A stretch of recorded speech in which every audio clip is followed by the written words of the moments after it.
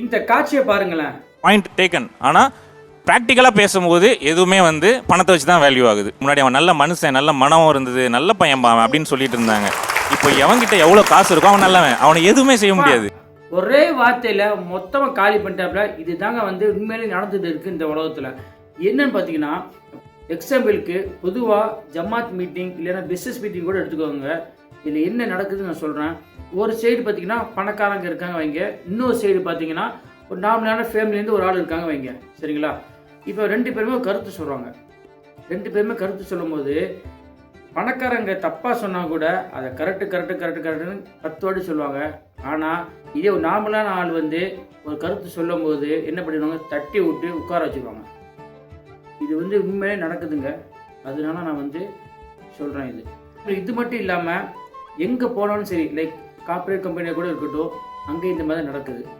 So கண்டிப்பாக வந்து இது அழகான பதிவுங்க. இந்த பதிவை பார்த்த உடனே கண்டிப்பாக இப்போவே வீடியோ போடணும்னு சொல்லிட்டு டப்புன்னு நைட்டு 1:30 மணி ஆகுது, எடுத்தேன், போட்டுட்டேன். என்ன சொல்கிறீங்க? பாய் வரட்டா.